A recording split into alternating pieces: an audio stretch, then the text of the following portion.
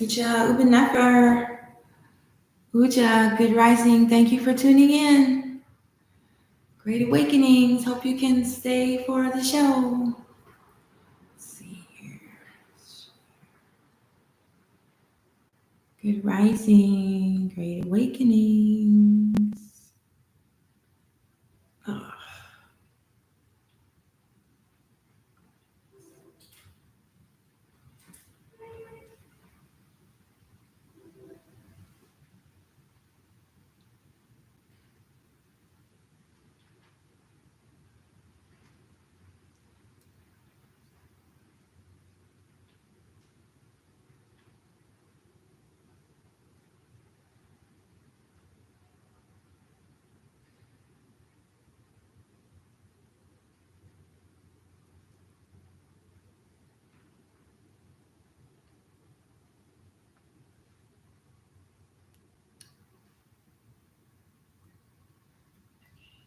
Uja Ubenefer. Thanks for tuning in. We're going to start any minute now. Still getting everything set up here. Oh, that's right. It's good to start with some sage. Open the way.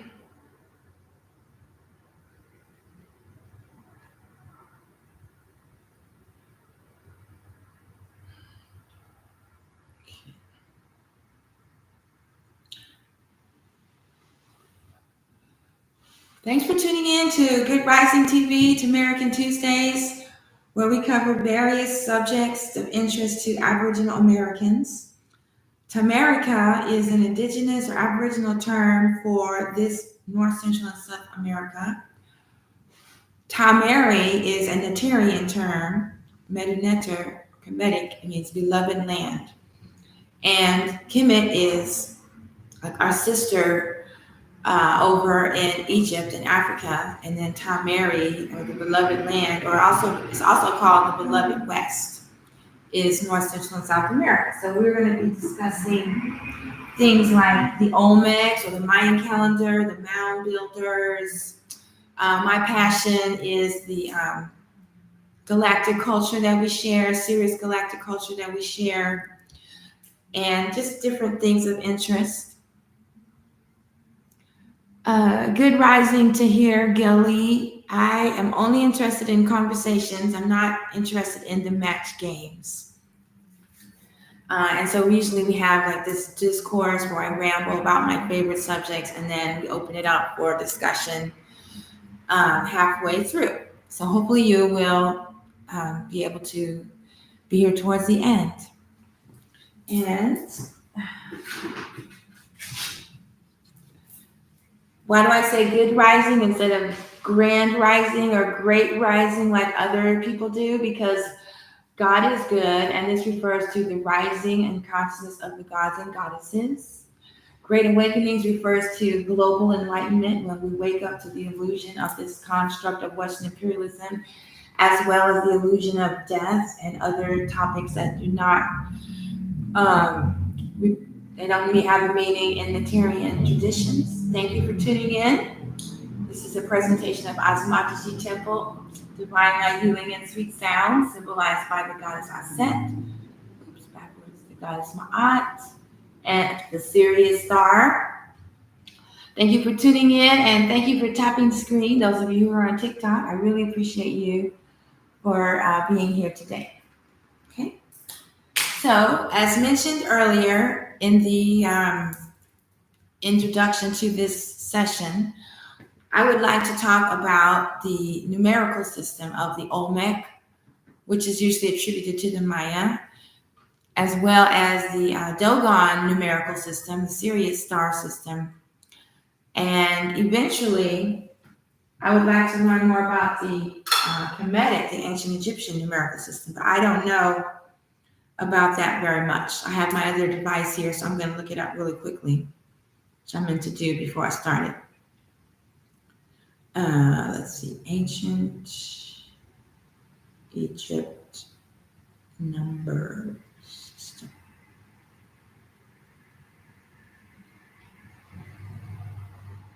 Okay. Yeah, so if we get around to it today, otherwise, oh, that's Arabic. No, here we go. And here's the Egyptian one. Yeah, it's the same as the Dogon, according to this chart. So maybe I'll interesting. That's what I figured. I figured it was the same, but I didn't know. So we just send this over there. Oops. Oh, it's not syncing. No. There we go. Okay.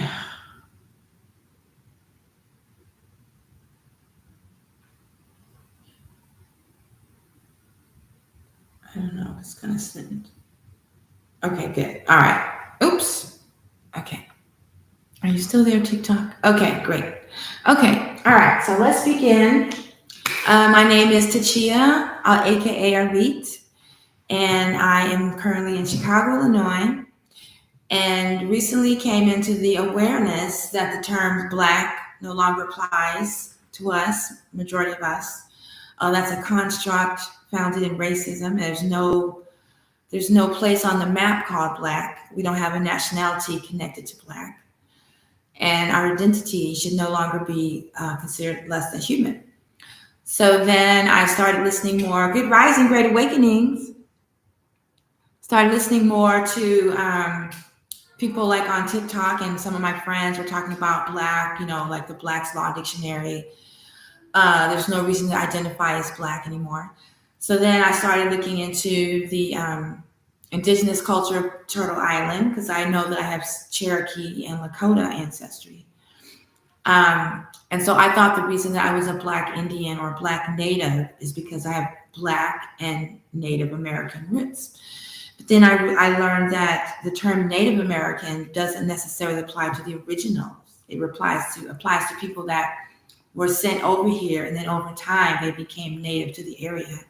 But they aren't the original people of these lands. And so the Kemetic term is Tameri for this continent. And then I've learned that the term Amaru. Oh, I usually write these down. I always start with this discussion at the introduction. So let me write these down. This is what it's all about.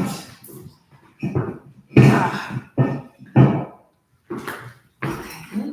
So we got it down. Tameri,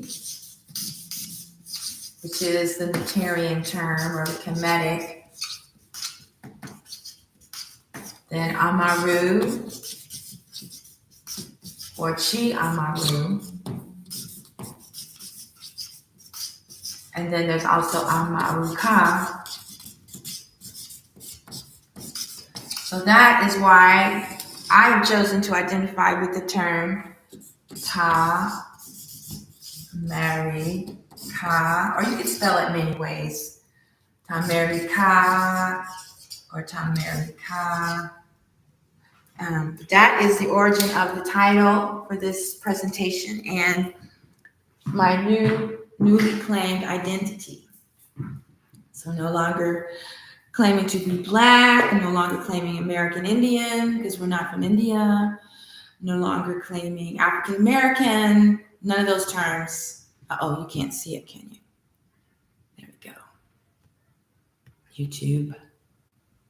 Okay, so that is how we got to this point. And then this chart behind me, for those of you just tuning in, is the Spiral Dance Medicine Wheel. And this is the foundation for the calendar that I follow. It has the 4 seasons: spring, summer, fall, winter, winter solstice, summer solstice, fall equinox, spring equinox, and then the mid-seasons, middle of fall, middle of spring, middle of summer, middle of winter. We just came through the middle of fall, which is Dia de los Muertos, also known as Halloween. And I had a wonderful time during my Dia de los Muertos. I did some thorough housework. And then I wanted to show a picture. Let's see if I can do this. I was making some dishes for my ancestors. some of their favorites.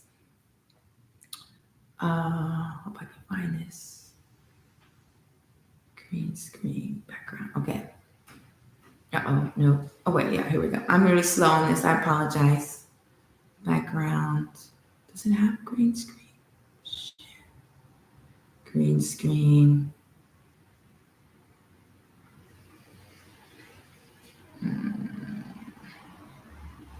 Oh, man. I was all ready to go. Now it's a chair. Doesn't look like I got a photograph. Well, I got a photograph of this. This delicious meal, I don't have it on YouTube, with, I made sweet potatoes with organic marshmallows on top. I made vegan marshmallows on top. And then I made this delicious, we got like gingerbread pumpkin cake with cranberries and raisins, and then homemade cranberry sauce. And it was so good. Let me tell you, it was really, really exciting. I haven't done that because, we don't celebrate Thanksgiving anymore either. I haven't for decades.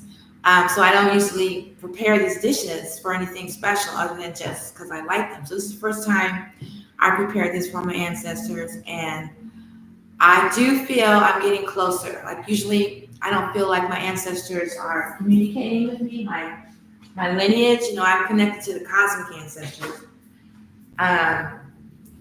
Those of you tuning in, you can't see my little sign. There we go. Good rising, great awakenings. Thank you for tuning in. And if you are enjoying the conversation, please remember to tap the screen. So it's really special for me to prepare those dishes. And so one of the things we'll be doing during the Tamerikan Tuesdays is talking about the ancestors and the holy days. And these are the natural holy days. And every indigenous culture that I have studied honors these natural holy days. Let me get rid of that now. Even though they may call it a different name, but they all have a similar event going on at the similar time. And last time we talked about the Milky Way, how the Maya Olmec used it as a clock. We talked about the Quechua. We talked about the Mayan observances. So we're not going to repeat that today. Today, I'm really excited about talking about the number system. Where's my little number, sovereign, and this girl. Yeah. So let's see if I can do this. Share screen. Let me get it. Number system. Mayan number.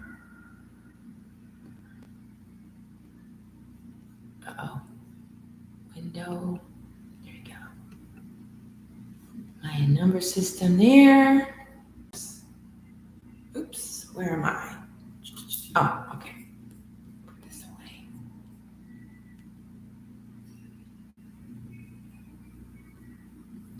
Where's the little arrow? Okay. What happened? Showing you all my pictures. That's my bike. There we go. And over here, let's try background, green screen. I guess we can use the same image. Oh, it doesn't show very good there, but anyway. Okay. So I refer to this as the Olmec numerical system because it was first discovered when they were pulling out the Olmec heads in Mexico. And when they pulled out the heads, they found the numerical system. So it's Olmec numerical system, not a Mayan numerical system. The Olmec is the Aboriginal culture that predates the Maya. And based on the Olmec heads, I don't have an image of those right now. Like you've probably seen them. They look like African people with broad noses, and they have a helmet, a certain helmet on. And so they're actually attributed with the culture that is usually credited to the Maya. There's the Olmec and the Toltec. The Toltec is another one of those cultures that's actually Aboriginal. So when I say Aboriginal, that means black. It's a translation, just so you know. Aboriginal, at least here, Black people. Not indigenous, not native, it's Aboriginal, like the Aboriginal Australians. So back to the Olmec Toltec. So they found these numbers in the Olmec culture numerical system. And I just would like to go over it because I find it fascinating how similar it is to the Dogon numerical system. I don't know if it's sure. So this is my version of the calendar. And let me make sure I changed the 27th. Because I was rearranging my wall. Yeah, day 27. Okay. So on my calendar, I have it's backwards. The Olmec number and the Dogon, which I just confirmed is the same as the ancient African Egyptian numerical system. So I don't have to learn another number system, thank goodness. Let's see. Yeah, I think the difference is, there's no difference. It's the same. Oh wait, they don't have a star. Okay, that's the difference. So the difference is between the Egyptian system and the Dogon system. The Dogon uses this for the number 5. This star for the number 5. Okay, so that's what was throwing me off. All right, so as you can see, the Mayan one on the TikTok is not very clear. So I'm just do some fun. On YouTube, you can see it clearly.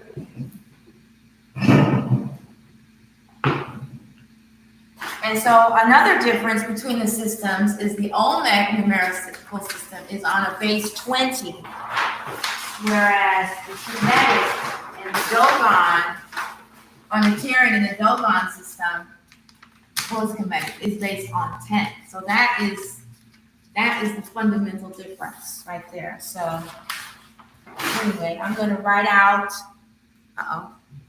since you can't see them TikTok, I'm going to write them out so we can see them a little better. And once again,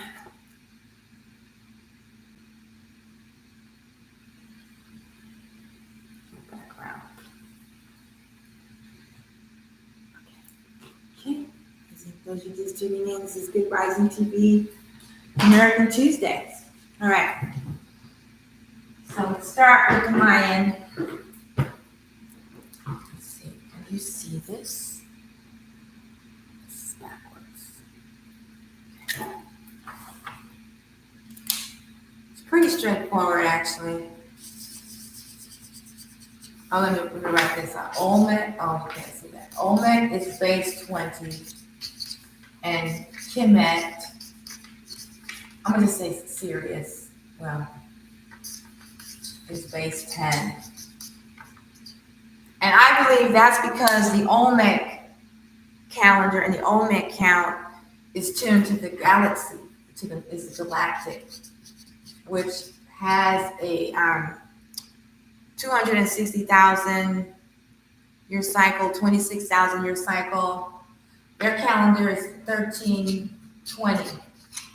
And the Kemetic calendar, which is Sirius and solar, has 12 months at 30 days plus the day of the other extra months.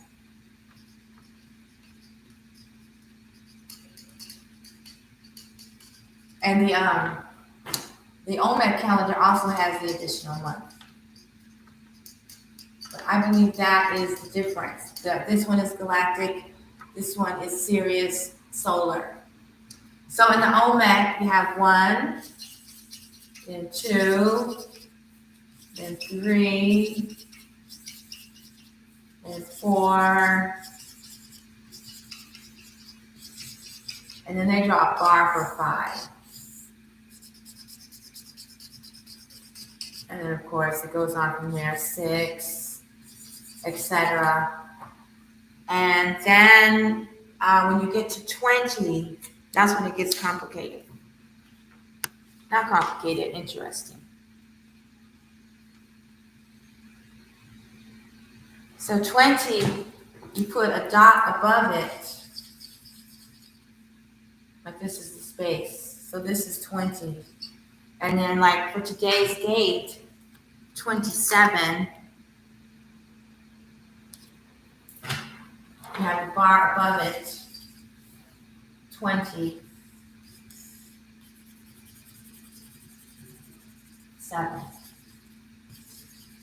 So that is the marker.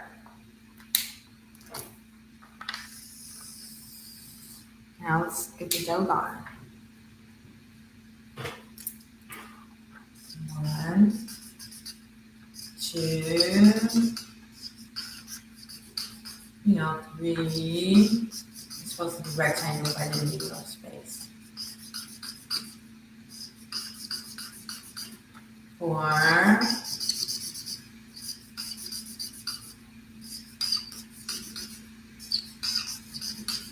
And then the Dogon puts a star for 5. So then 6 would be 5 and 6. Now, I think when you get to 20, when you get to 10, so 10 is this.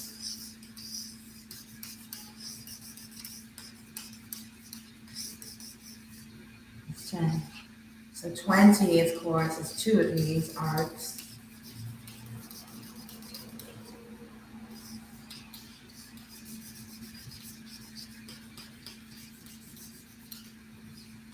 This mark is about done, huh? And so 27, which is today is the 27th day of the Sirius month, Penut. 27.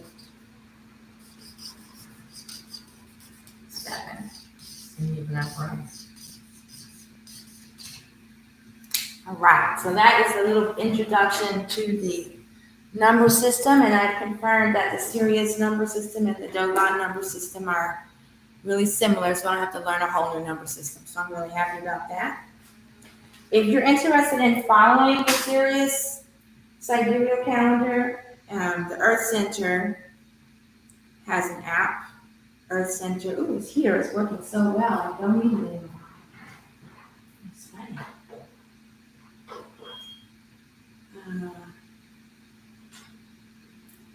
The Earth Center app.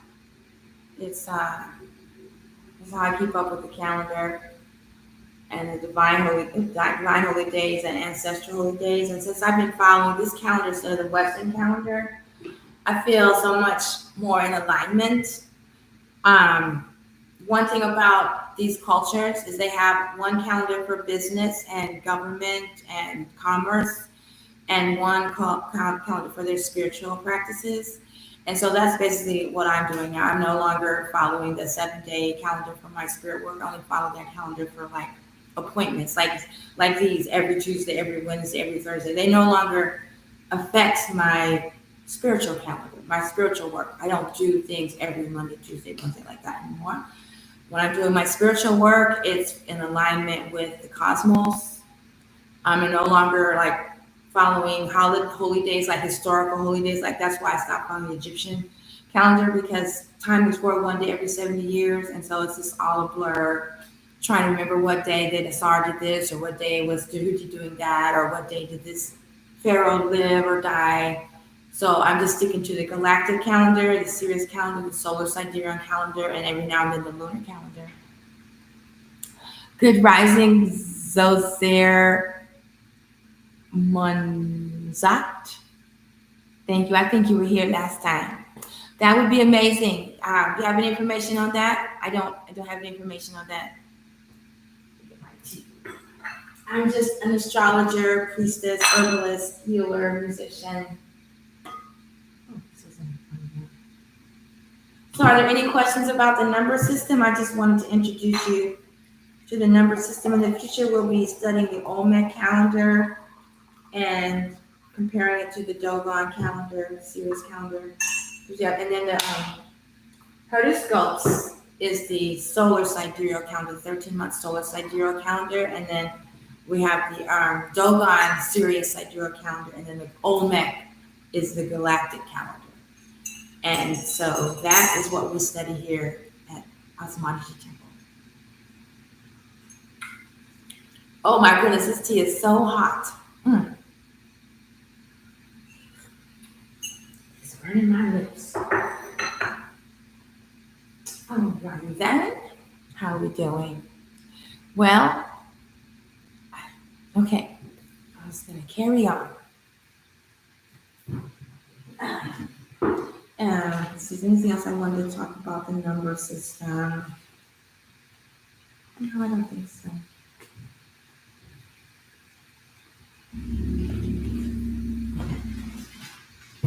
I wanted to read something though about the Mayan calendar. That's what I wanted to do. Let's see if I can find it.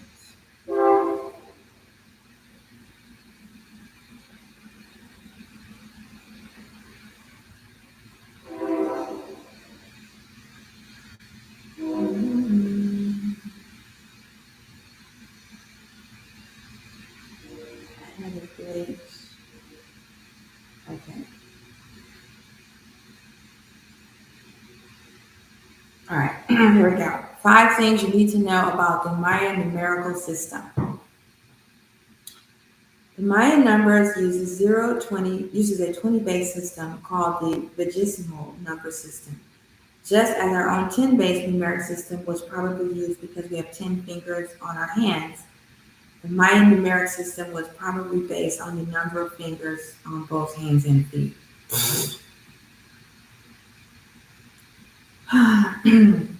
The Mayan used the numbers to make surprisingly accurate measurements in their calendrical systems and the construction of incredible buildings, such as the Kukulkan Pyramid in Chichen Itza, the Pyramid of the magician Uxmal, among others. Oh, that's what I forgot to show you, was 0 in the Mayan system. So the Mayan or the Olmec are attributed with the 0, discovering 0.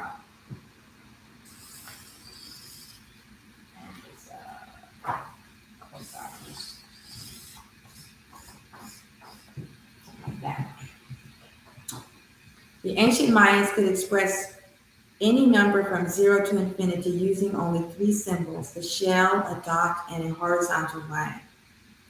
The shell has a value of 0, the dot is worth 1, and the line is worth 5. An interesting fact is that the Mayan system may have been the first to make use of 0 as a placeholder and as a number in the entire known human history. Just like our system, the Mayan numbers, see, I almost said Olmec, are positional, which means that the position of a numeric symbol indicates its value. With this, they could represent incredibly large numbers just by positioning them vertically, adding the multiple of 20 in the position above. Unlike our system, where the unit's position starts on the right and then moves to the left to represent a higher value, the Mayan system starts at the bottom and the units are added upwards as it increases its positional value. Okay, well, that's good for now. And that website is MayanPeninsula.com. Put that down.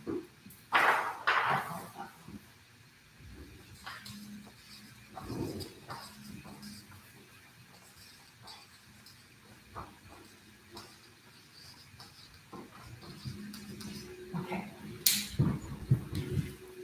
All right. Uja.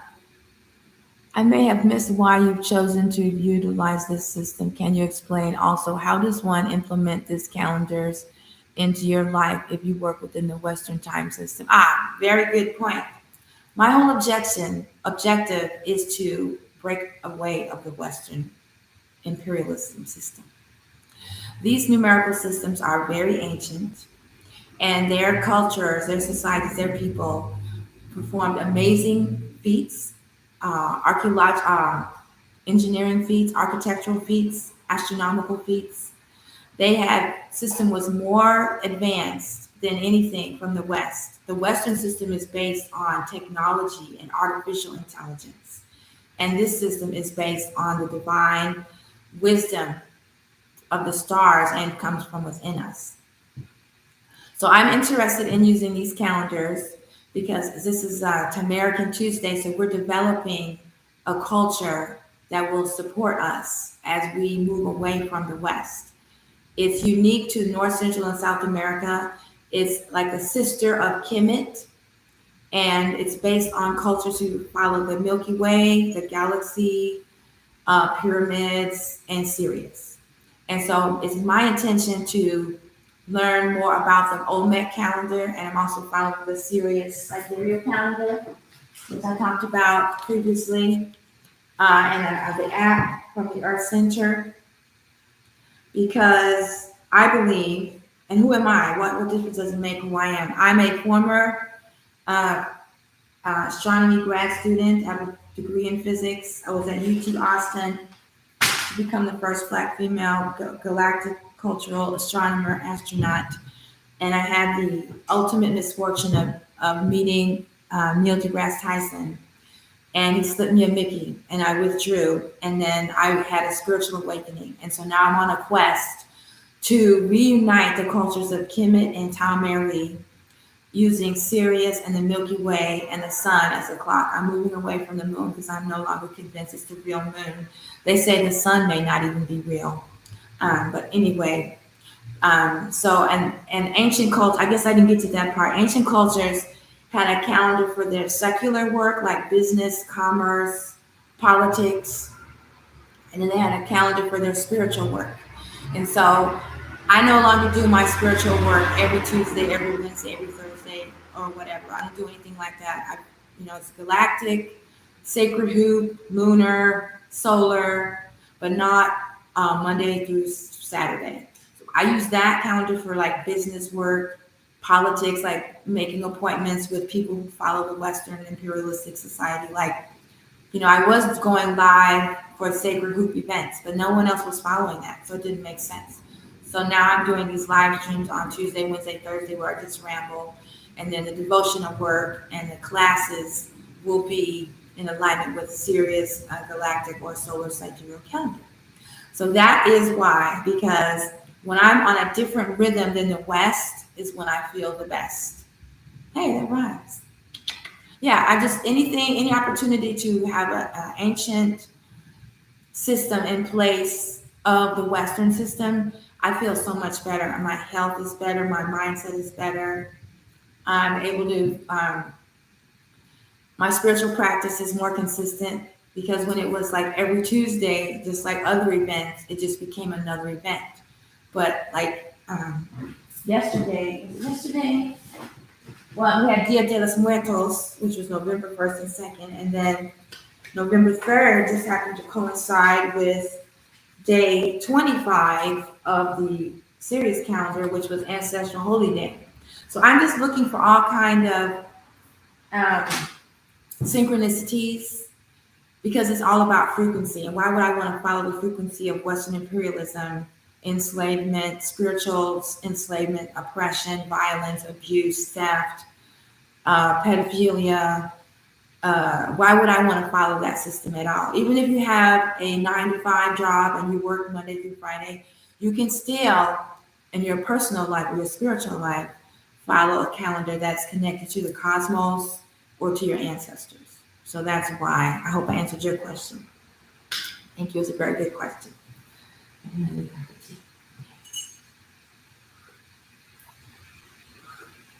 So when I was in grad school, the first time it was to be a galactic astronomer with Gerard de Vaucouleurs, Antoinette de Vaucouleurs. Then I went back. After I dropped out, I found out about Sirius. So I went back to them to ask about Sirius. They said I'd be laughed out of the department if I talked about Sirius. They directed me to the planetary Sean in the basement, who that told me to go to the Institute of Latin American Studies and study with Linda Sheely, who was the Mayan expert at the time. Um, Last week we had a reading from what would have been my PhD report. Uh-oh, where did I put it? I don't know what I put it. Here it is. Yeah, it would have been my PhD report on the significance of the Milky Way in Mayan and Quechua culture, and also Kemetic.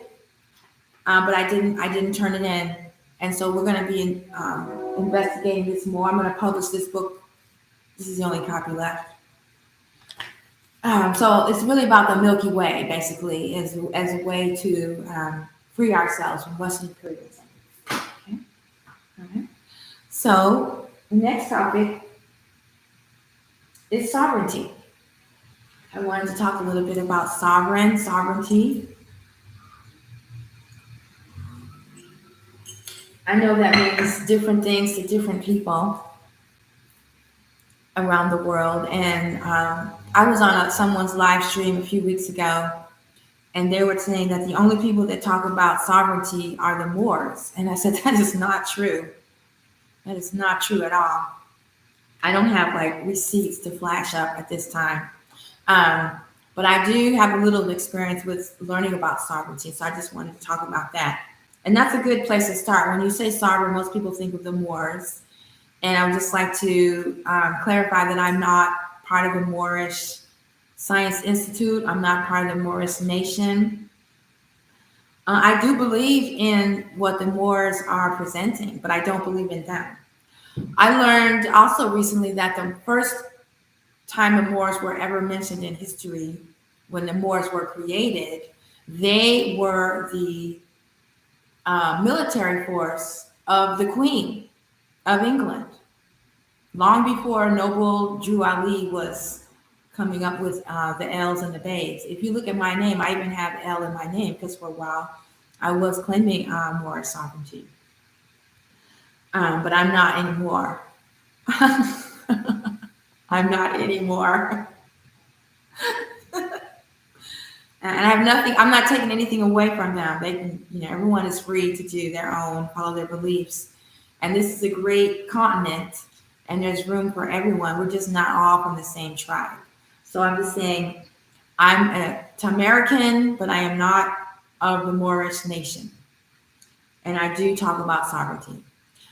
So that's one time you hear about sovereign. Another time you hear about sovereignty is when you're talking about the Native Americans on Indian reservations. Native American Indian reservations, they claim to be sovereign, that they're not part of the United States of America. They're just kept like contained. What is it? A prison without walls. I lived on a reservation for almost 20 years, 18 years. Covelo is on the Round Valley Indian Reservation. Covelo is the American city that popped up on this reservation called Round Valley in Northern California, where they forced 12 tribes to live together with the tribe that was already there, the indigenous tribe, the Yuki. And it's like a mini Oklahoma. And once a nation becomes federally recognized, then that means they've assimilated. They're getting handouts from the government. They've embraced the practices of Western imperialism. So to me, they've kind of diluted the term of sovereign. Like when I think of Native Americans, Native American nations or tribes, I don't think of them as sovereign. The ones that are sovereign are the ones that we don't know about. We don't hear about them. The people that are sovereign are not at the powwows. Like the original powwow, from my understanding, let me see if this will bring it up. The original powwow was when they were putting on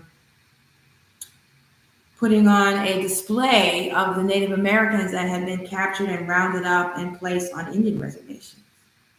So to me, it's just like celebrating Juneteenth. I don't participate. When I first came into the awareness of our indigenous heritage, I took my daughters to a couple of powwows. In fact, our reggae band was about to join the powwow circuit. We had the brand was native reggae, black native reggae. I have some music, wonderful music. If you're not familiar with my music, look up Tachia Ahmet. And my first four albums are world music or black native reggae. This Chalagi Thankful song, I have the Lakota for Direction song, I have the Rabbit People song, I have the Nkwisi Iga, love and adoration for the four seasons on earth. So let's see. Okay, here we go. This is a different definition than the one I know. So that's good, I'm learning. The powwow originated as a religious ceremony of the Pawnee people in the Great Plains before the 1800s. The term powwow comes from the Algonquin word powwow, which means any gathering of people or medicine man. So what I know about is the origin of the modern powwow. The modern powwow is a celebration of American Indian culture that includes singing, dancing, and honoring traditions. It has evolved from formal tribal ceremonies into intertribal ceremonies that also feature crafts, food, and pageantry. Powwows are held in many cities in the United States, Canada, and Europe.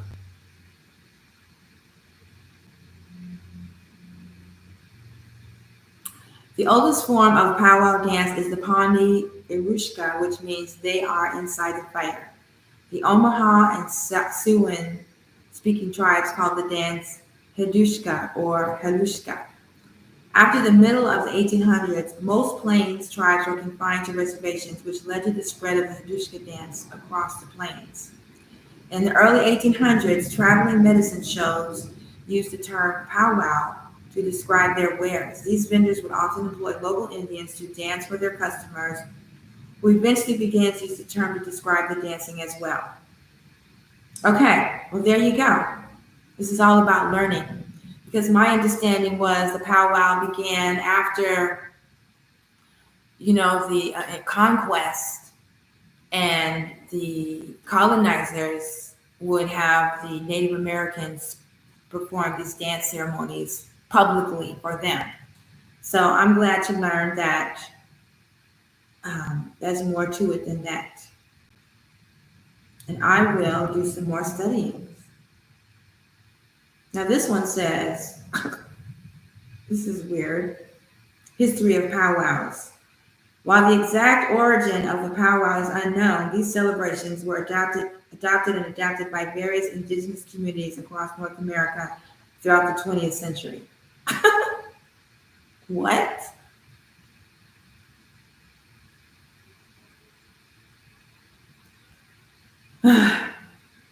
Okay, interesting. Yeah, well, I'll do some more research on that, because I know about the traveling medicine shows. I learned that Chief Sitting Bull joined the powwow circuit, the medicine wheel circuit, after the Wounded Knee. He sold out and joined the medicine man powwow circuit. I had no idea. Okay, all right, moving on. And those of you who are tuning in, welcome to Good Rising TV.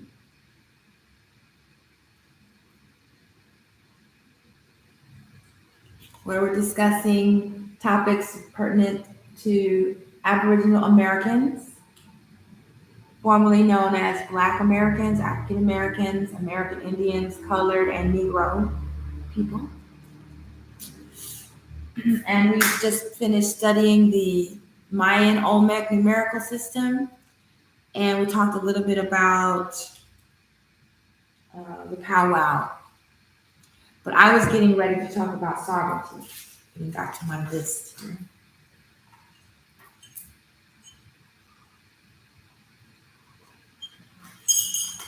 Sovereignty, according to the Moors, about not needing a driver's license and how to get out of court situations, things like that.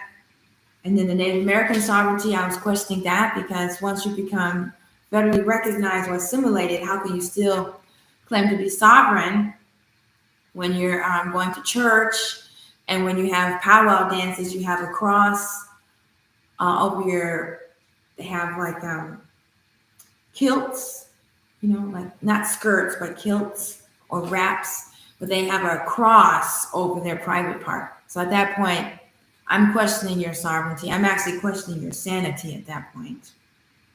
And then there are people of European descent here in the Americas that are working towards sovereignty.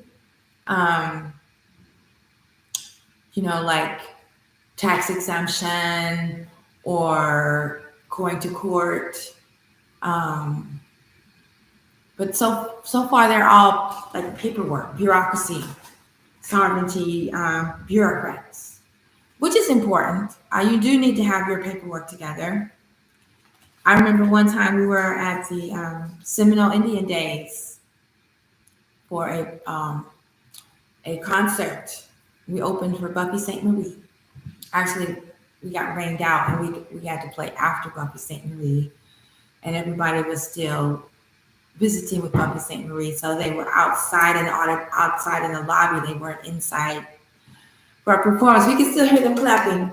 But anyway, we were there, and one of the tribal leaders, we were staying at a hotel, he knocked on the door, bam, bam, bam, bam, bam, bam, scared the daylights out of us, and he opened the door and says, "Y'all have your paperwork together, you have your identification?"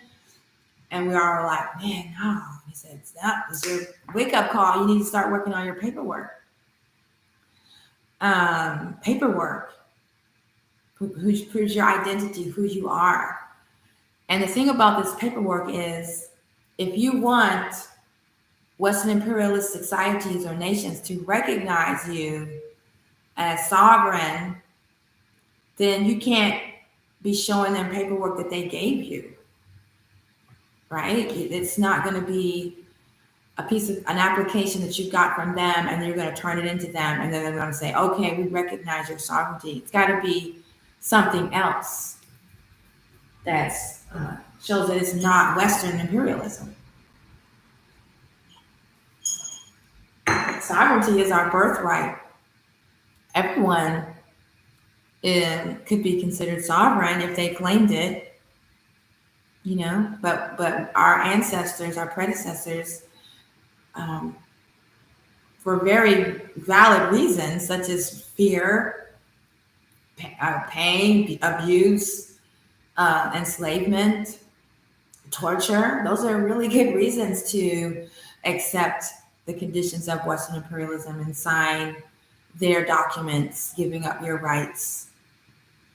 I can totally understand why people are still living under that system. All I'm saying is, maybe now is the time where we don't anymore. Maybe now is the time to develop our paperwork, get our paperwork in order, and claim our true sovereignty, which comes from within.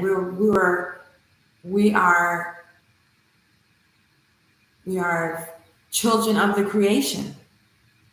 That's where our sovereignty comes from. So the only time you would give up your sovereignty is when you agree to follow the sovereignty of the institution that's trying to enslave you or brainwash you or capture you, which is what people did under monarchies, kings and queens. Because where does their sovereignty come? Their power, their sovereignty comes from their divinity, from the God. That's where their power comes from. And for some reason,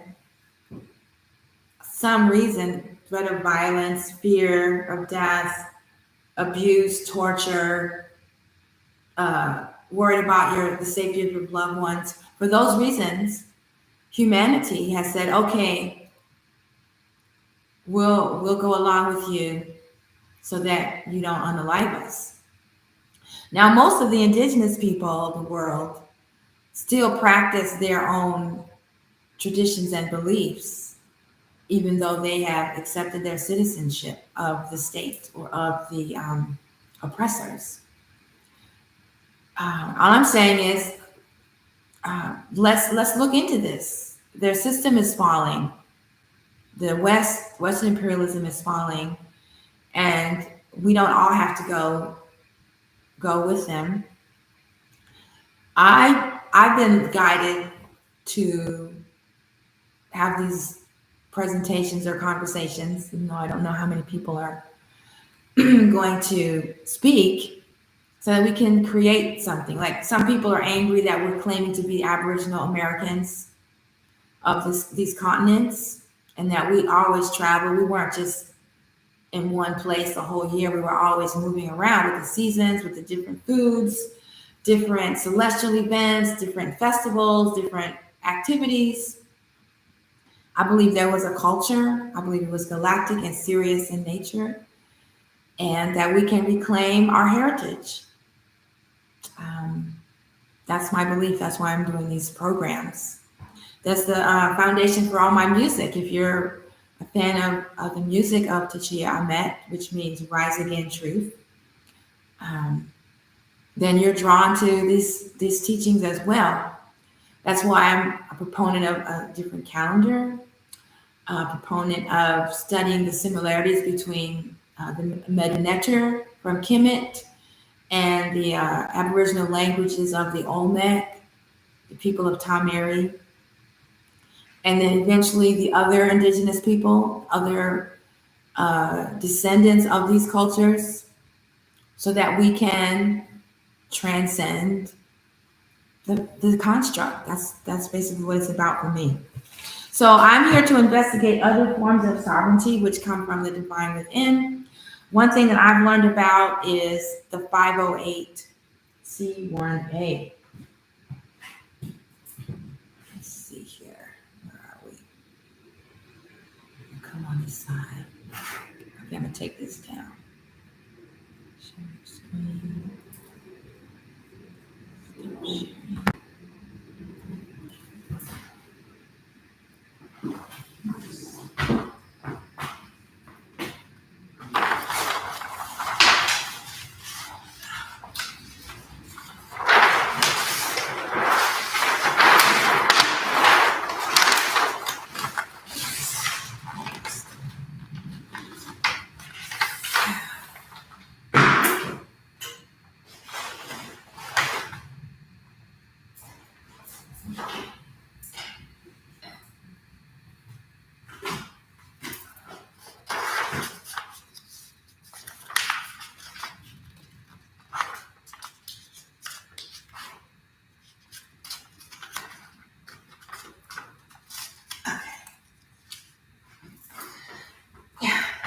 So, in my opinion, the reason why these other attempts at sovereignty have not served us well is because they were basically bureaucracy, a bureaucratic approach. With the 508, and this is so you can do your own research, like I've done. Somebody first talked to me about it. I'm not an expert. In fact, I'm not even fully done with the process. I'm getting there. Oh, you can't see that, can you? Okay, right down lower. Yeah, it's up too high. Okay, let me try that again. Let's see. Where is it? Yellow. Okay, let me try that.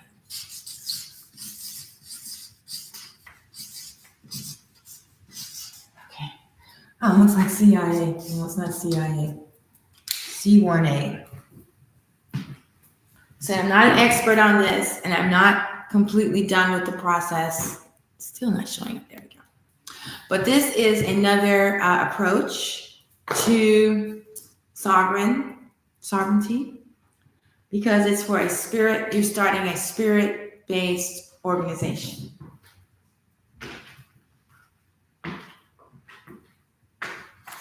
spiritual organization. Some say religious. I just say spiritual.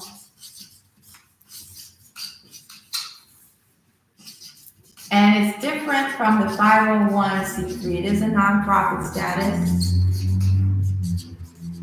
but it's reserved for spiritual organization.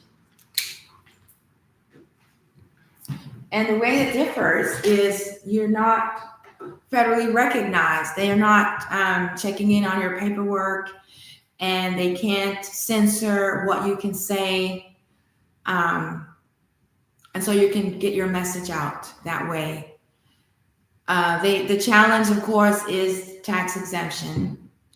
But you can make a strong case for that in your favor. And so if you're interested in sovereignty, you might want to look into the 508. Just one suggestion. Because then you can practice your spirituality and your beliefs without having to be sanctioned by Western imperialism.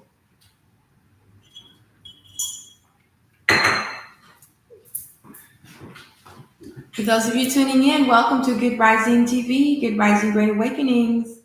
Gods and goddesses arising, awakening to the truth behind the illusion. Thanks for tuning in. It's backwards. Okay. All right. And last but not least on my list is Peanut the Squirrel. Has anyone on here heard about Peanut the Squirrel? Oh, Chosme is here. Greetings, Chosme. Great day. Great awakenings. It's a new season. It's the middle of fall season. And so much is going on for me right now. Oh, thank you so much. Thank you. Thank you, thank you, thank you. Thank you for your presence and participation. Yeah, so earlier today we talked about the Mayan and the Dogon and Egyptian numerical system. We talked a little bit about the Maya, and we talked a little bit about sovereignty. I just talked about that for a few minutes. And now we're going to talk about Peanut the Squirrel and Fred the Raccoon. I don't know if you're following that story. I just heard about it yesterday, and I'm still really upset. Like when I first came into the story, I thought it was a joke.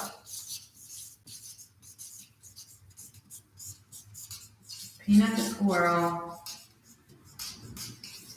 and Fred the Raccoon. Oops, I think. Does raccoon have two C's? I spelled it both ways. I don't know. And so I forgot to have a reading. We'll close out with a reading. So Peanut is a squirrel. Oh, thank you so much for your gifts. Peanut was a squirrel that had been rescued by, I don't even know his human's name. Peanut squirrel. Peanut rescue. I think on TikTok it's Peanut Squirrel 12, something like that. If you just Google it, you'll find it.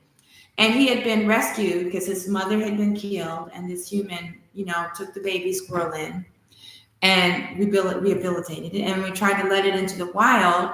It wasn't going to take care of itself. So they took him back into the rescue center, and Peanut was living with his human for the past 7 years.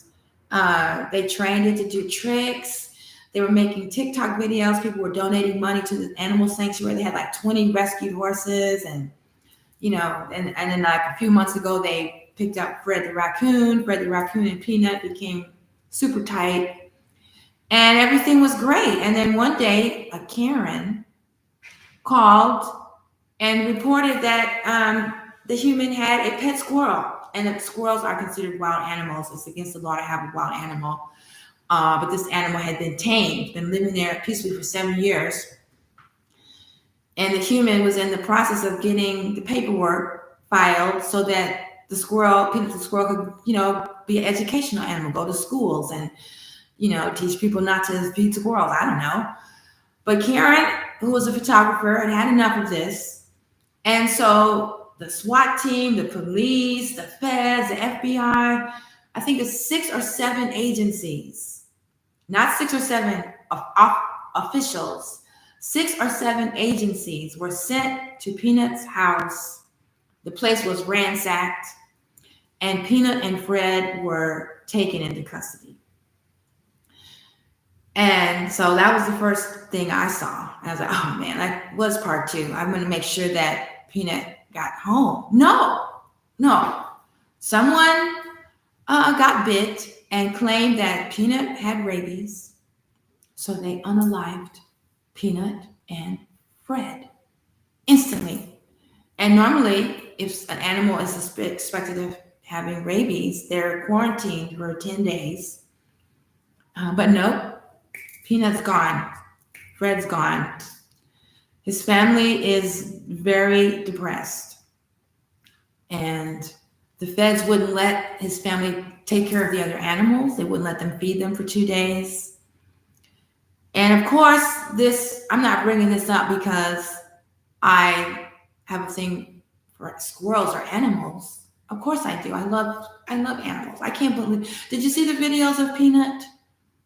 You know how squirrels jump on the trees, and they jumped on their humans and climbed up the humans, and they dressed them up, and so many cute little videos, and they were raising money for their animal sanctuary. They weren't just, getting likes. The point is, and somebody brought this up, how easy is it for someone to call and lie about you? Because they couldn't have just been looking for the squirrel. The way they tore up the guy's place, they must have, I believe that Karen, what's her name? Monica Kessler, who's now taken down all of her social media, but they call her Karen. And there's lots of Monica Kesslers, but this one is Keasler. She probably lied and told them that they had some illegal substances there or something, because they tore up the house. And then took family members, or it could have been children, right? It could have been, the point is the society has gotten so bad that this can happen to you. And I know for a fact, because it happened to my family a few years ago. I think in my TikTok about Peanut to School, I talked about how somebody was getting arrested and they turned our name in so that they would get a lesser sentence. And they said that we had things I've never seen, substances. Who, me? Like, I don't even know what that looks like. Why do you think it would be here? My husband was playing music at a gig at 12 o'clock. It was 12 o'clock in the afternoon. But the night before, I did see a strange unmarked car outside my home, but I didn't.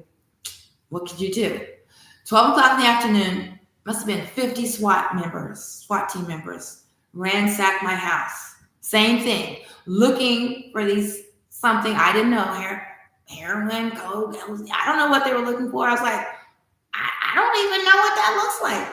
And they were so angry that it wasn't there, because what happened was I was making colchones, futons, made out of Mexican blankets and untreated cotton. I had just had 20 bales, coffee bags filled with cotton delivered to my house from a cotton field in Texas. And I guess they said that I was smuggling something. And so they came to my house and dumped out all that cotton. They came to my house and dumped out all that cotton. I had spent all my money on the cotton and it trampled all over it. I had just gotten my food co-op order delivered, because I ran a food co-op. So we had like 50 pounds of beans, 50 pounds of rice, 2 cases of oranges, 2 cases of tortilla chips, and then later that day, everybody was going to come over and we were going to split it up. Food co-ops is definitely the way to go. If you're talking about a sovereign community, you need to be growing your own food or buying in bulk. But anyway, they didn't find what they were looking for. And they were furious. And they were going to take my children. They were aged 6 months and 3 years old. And luckily, we didn't have a car seat. We just had bicycles, so they couldn't take the children. But the point is, talking about sovereignty, living in Western imperialism, the first thing I thought of was, okay, this is like practice for if the vaccines are mandated again. Like, what are we going to do? How are we going to organize? That's what I'd like to know. Like, what can we do if stuff like that starts happening? So that's what I see the Peanut the Squirrel story. That's what it's a wake up call to me. It's like, wow, a squirrel? Really? A squirrel and a raccoon? I don't think did they take their computers? They treated them like they had just had a big drug bust or something. But anyway, I just want to say a little bit about that we're in a weird time to be alive. And yes, it's important to have your sovereign paperwork in order so that you can show that you're not buying this, you're not into this, you're not supporting this, you're not promoting it. I always say to stop supporting multinational corporations, stop shopping at Walmart, don't buy your groceries from the big grocery chain, go to the farmer's market, order a food buying club, get your stuff direct from the distributors, manufacturers of farms, cut out the middlemen, cut out Western imperialists. Just start bartering, trading. I buy all my clothes at the thrift store, or I make them. Like this hat, I used to make and sell these hats. It's the Dogon style hat. But I would buy velvet scraps. I'm backwards. Velvet scraps. Here we go. And sell them together. I would also get scraps from Guatemala. And then I had some hats that had the scraps from 4 directions. Indigenous people of 4 directions symbolized by the chart here. So we just have to get a different mindset. Like, just because they captured our ancestors several hundred years ago, we don't have to, I don't think we have to still go along with it, because their focus is no longer on us, like skin tone. It's their focus it's a bigger net. So they're not really, they're not just after us because of our skin tone. They're after us because of our minds and what we say and our thoughts and our social media accounts. Remember when PayPal was going to fine us $2,500 if they didn't like what we posted on our social media account? Those are the type of things I think are going to be coming at us more and more frequently. And I just think it's good that we're putting something else in place. Maybe that's what we'll talk about next time. Like, what determines a nation? What is it? Like, if you're going by your sovereign, what are the terms? Because I know for 508, you have to have a spiritual practice. You have to have a physical location, regular temple services. That's one of the challenges I'm having right now, is they're saying that my temple practice doesn't qualify for a sales tax exemption because I don't have a physical location and I'm not offering services there regularly, and I'm not trying to convert people. And they're true. When I filed the application, I was having regular online services, and then I had some misfortunes and I stopped.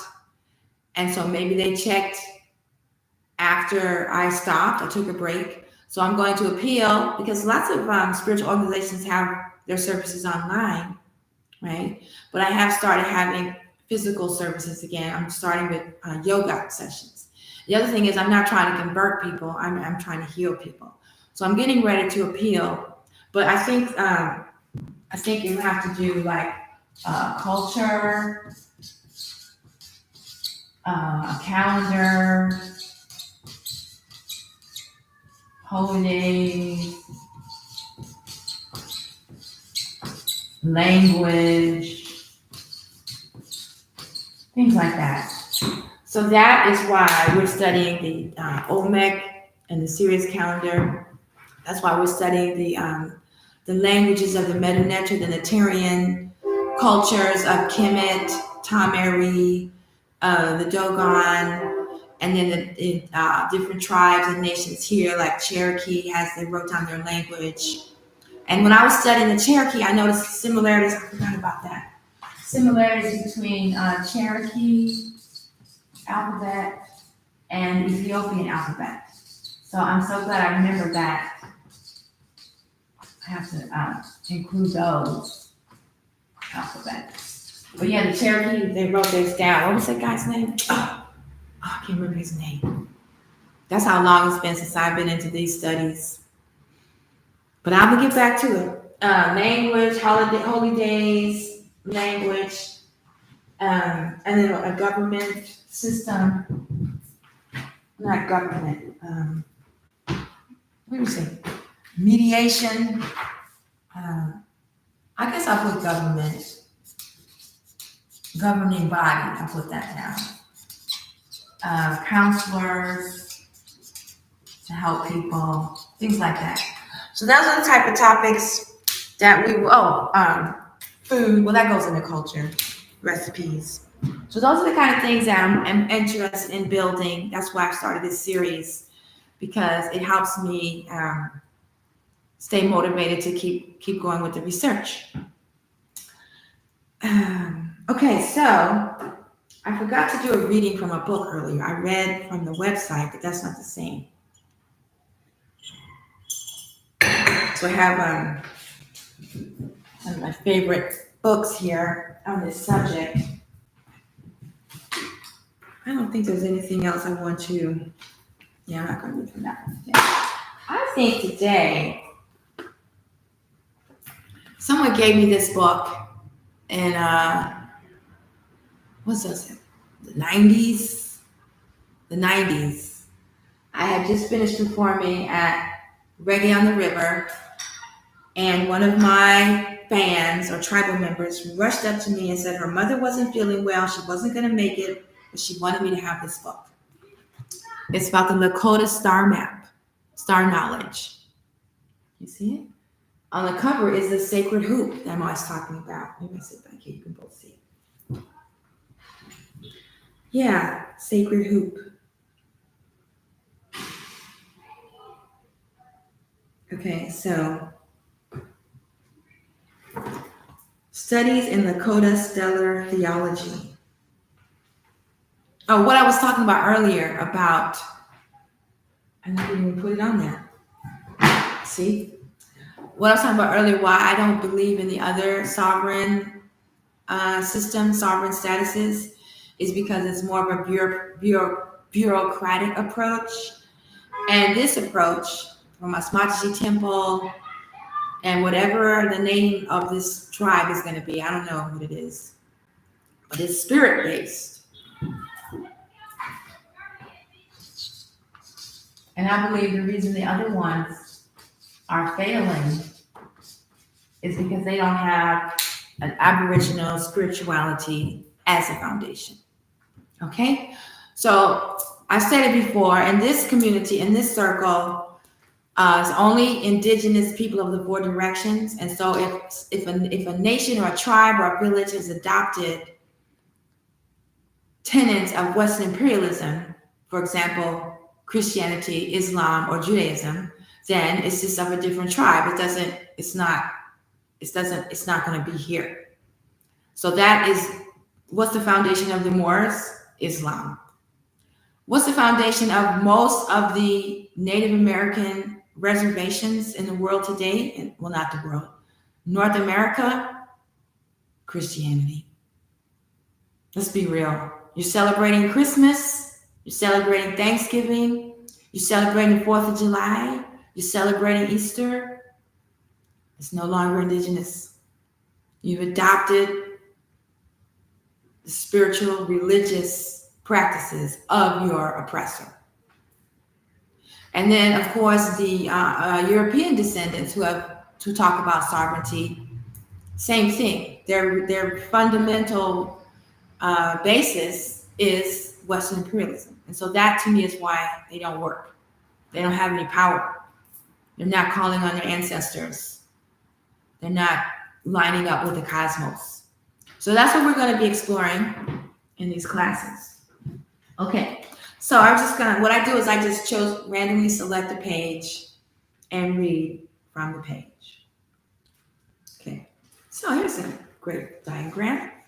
This is a diagram of the Black Hills in the Lakota lands, and it mirrors the sacred hoop. So whatever's happening in the sacred hoop in the sky is happening on the Black Hills on the earth. And this is a similar relationship that we'll find with the Quechua in Peru. Their whole culture is based on this connection or reflection, or like in the Quechua, the energy from the Milky Way actually comes down to us through the river. It's the great river in the sky and then the river in their town. So it's one and the same. Anyway, I'm just going to read this page. I chose it randomly. The Black Hills is understood by the Lakota to be a consecrated enclosure. This can be seen on Mr. Amos Bad Heart Bull's map. Consecrated sacred area. Of course, the West wants it, and they're still fighting. In fact, where is the what do you call it? The president's heads. What's that?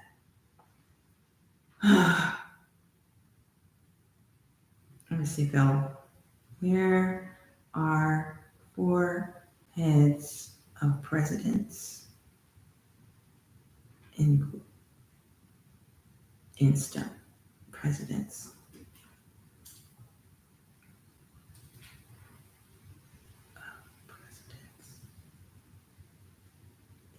Carved in a mountain.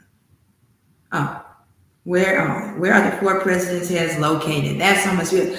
Rising above the Black Hills of South Dakota, Mount Rushmore. Okay, so they put Mount Rushmore rising above the Black Hills of Southern Dakota.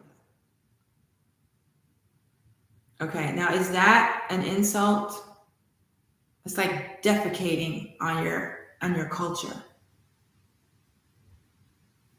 In fact, I'm getting a weird feeling right here, right now, in my solar plexus, in my stomach area. Yeah, so the Mount Rushmore with the president's head is looking over the Black Hills. So here are some of the names of the points, because they have a race. They have a race around this track, and it coincides with, I don't know what going on at this sacred hoop.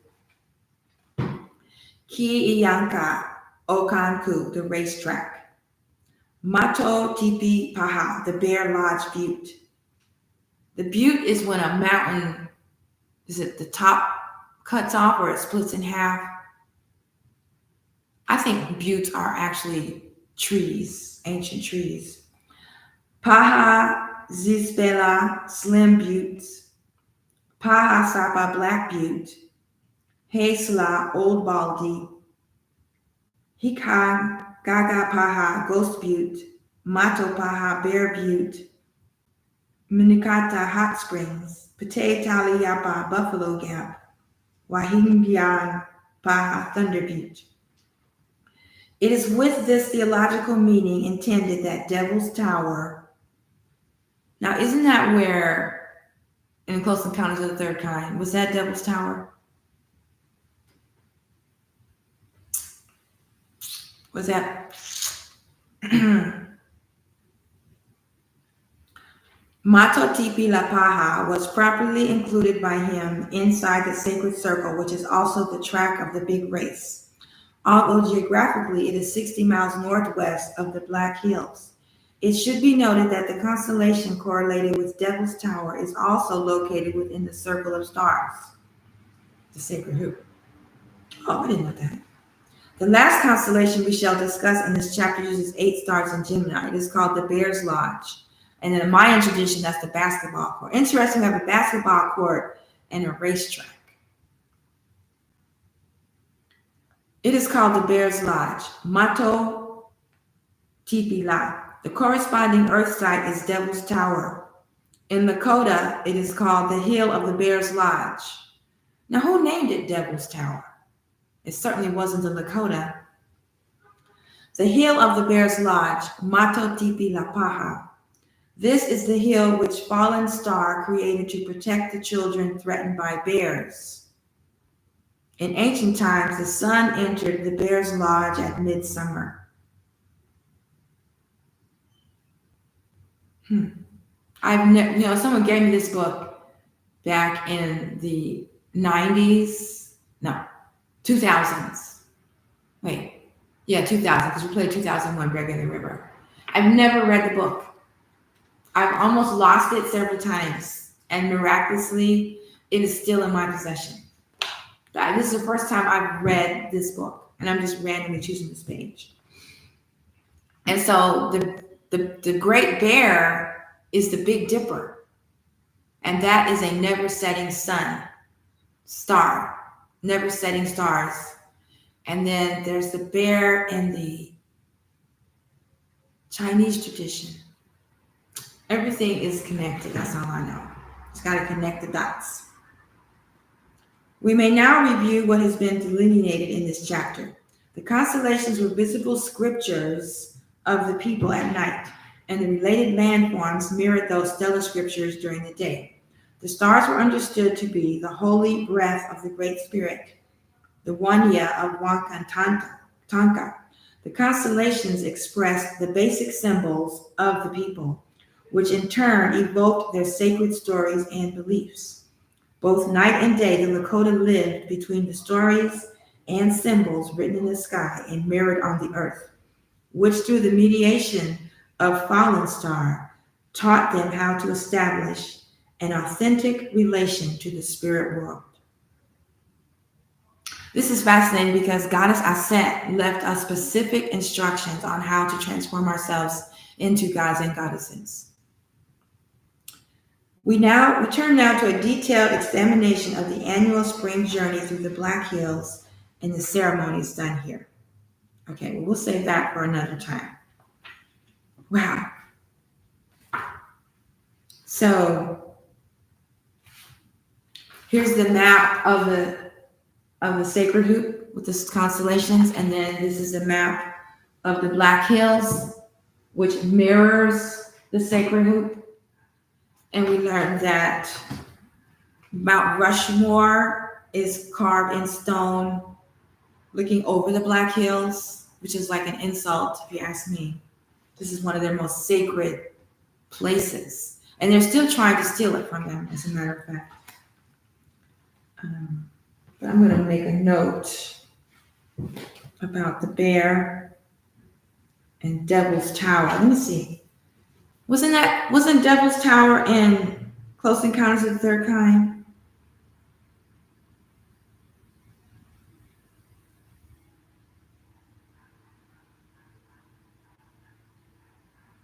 Was Devil's Tower in Close Encounters of the Third Kind?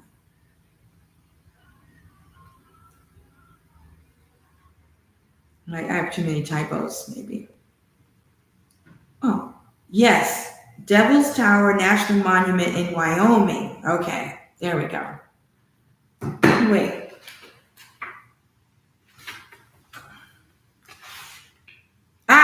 It is the same one. What do you know? Wyoming. Oops. Wait. There we go. So, that is my clue right there. Write this down. Eventually, I'm going to be going through all these notes and compiling some sort of resource guide. And so we have Devil's Tower. It's in Close Encounters in Wyoming. And then we have the bear constellation. And what else did they say about the bear?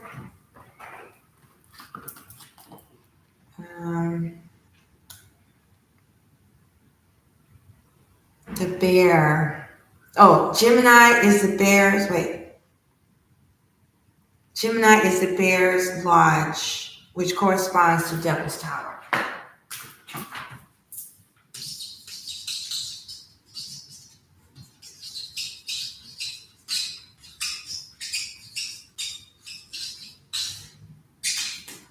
Cool.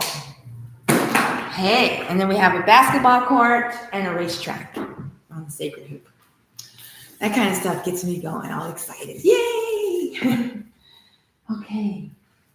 So those of you tuning in, this has been a presentation of Good Rising TV, Good Rising Great Awakenings.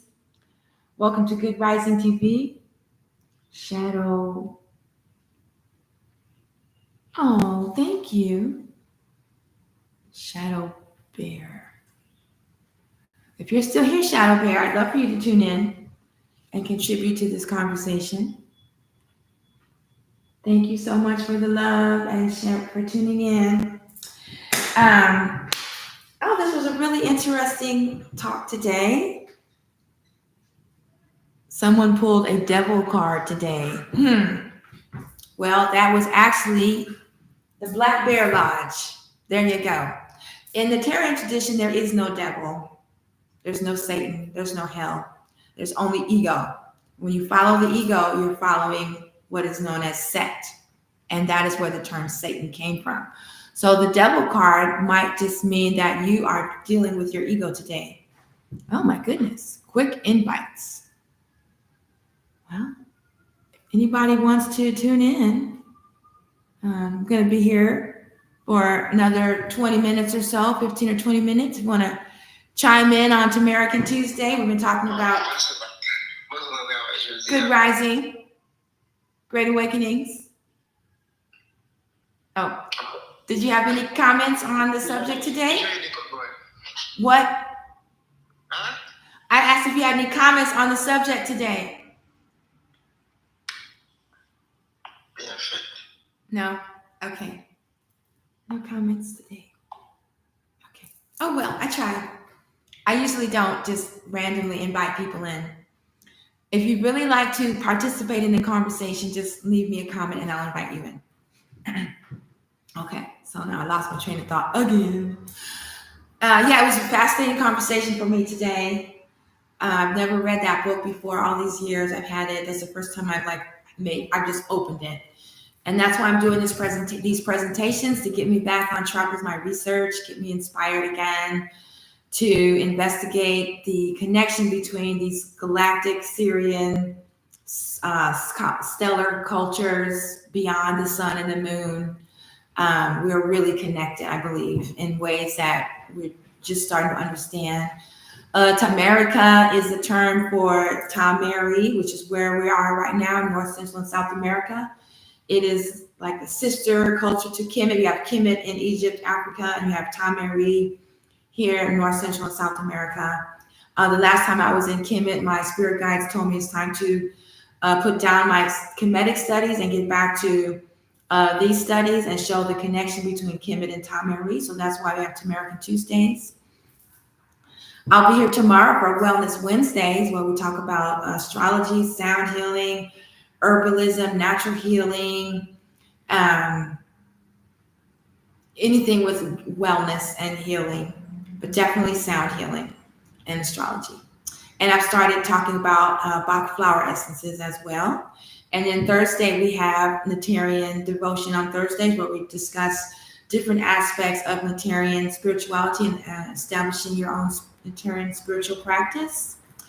And in the near future, we'll have temple memberships, aka subscription offerings for the Cosmic Chimes and Chanting series, the Cosmic Adoration series, the Spiral Dance Medicine Wheel series, sound showers or shower baths with Zen Frankie. Those will be part of the subscription. And I suppose I'm going to close out with a song. I didn't open with a song, but I'm going to close with a song. And this song is called Chalagi Thankful. Chalagi is the indigenous term for Cherokee. Cherokee is the anglicized version of Chalagi, and it means principal people. And 4 of my great-grandmothers were Cherokee. Was it 4? Yeah. And 3 of my grandparents had Cherokee mothers, and 1 had Lakota. That's how it is. And so I am really strongly connected to this culture. And So I got this song called Chalagi Thankful. I put a Cherokee song to reggae, and you can find it on my first album, Rise Again Truth. It's on YouTube, Spotify, etc. Like I said, all of my music is based on wisdom or spiritual teachings of the indigenous people of the Four Directions. My last two albums are Comedic Devotion, and I have about two or three more for Comedic Devotion, and then I have one for Comedic Reggae. And then after those are done, I'm going to be diving into healing frequencies. Nadali Adawahi, Nadali Adayunwiwa, O Sudasanani, O Sudasanani, away.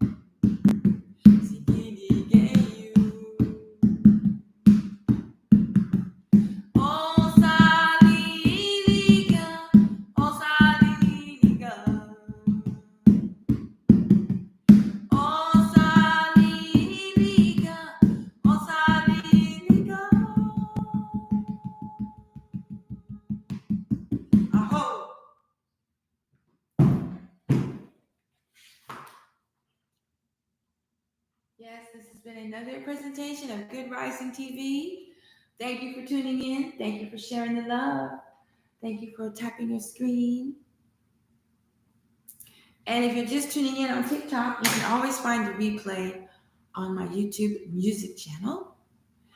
Oh, Constance Woo Woo, I'm just about to sign off. It is so nice to see you here today. And the replay will be available as soon as I end this broadcast. And if there's any questions that I told you I would answer you and I forgot, please send me a note because I'm doing my best. I hope you had a wonderful Dia de los Muertos observance. One thing I forgot to mention was I brought up some furniture that had been in the basement of the building that I'm in here. This I inherited. And my daughter took one of her great grandmother's tables back home. And I brought up one of my grandmother's tables because I'm living in her old apartment right now. So that's how we celebrated Dia de los Muertos, by bringing that energy back into our home. And just looking forward to renovating the space and using it as a home base, because I'm planning to keep traveling and continue my research of Tamerikan and Kemet. I'd like to go to Nigeria. I'd like to go to Ethiopia. I'd like to go to Sudan. But mostly I'm really interested in the mound cities here in North America, Turtle Island. I'd like to go back to Brazil, Ecuador, Peru, Mexico, and Belize, and I'd like to go to Guatemala, do some more research. I've never been to Colombia. I've never been to Argentina, although I have no desire to go to Argentina. But I would like to go to Venezuela and Colombia as well.